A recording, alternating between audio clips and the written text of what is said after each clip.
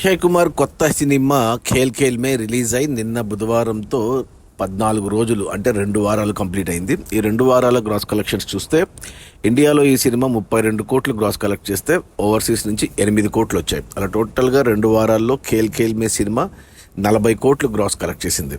ఇక అందులో జిఎస్టీ తీసేస్తే నెట్ కలెక్షన్స్ వచ్చేసి 26 కోట్లు ఉంది.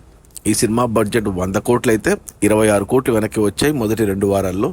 ఇంకా 74 కోట్లు నెట్ వెనక్కి వస్తేనే సినిమా హిట్ అవుతుంది బాక్స్ ఆఫీస్ దగ్గర కమర్షియల్గా.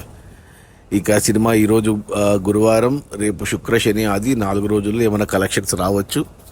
పోటీలో 3-2 సినిమా ఉండడం వల్ల ఆ సినిమా ఆల్రెడీ 600 కోట్లు గ్రాస్ కలెక్ట్ చేసింది. అందరూ ఆ సినిమా చూస్తున్నారు. ఈ సినిమా బాగుంది. సోలోగా వచ్చింటే హిట్ అయ్యేది ఖచ్చితంగా.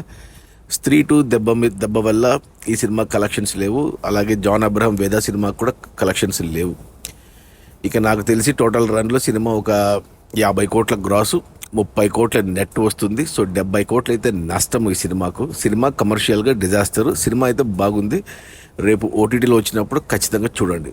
అది మన అక్షయ్ కుమార్ కొత్త హిందీ సినిమా ఖేల్ ఖేల్ మే రిలీజ్ అయిన మొదటి 2 వారాల్లో 40 కోట్ల గ్రాసు, నెట్ కలెక్షన్స్ వచ్చేసి 26 కోట్లు.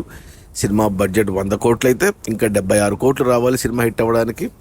సో ఇంకో 6 కోట్లు నెట్ రావచ్చు. 70 కోట్లు నష్టం. సినిమా డిజాస్టర్ కమర్షియల్గా. Okay, bye.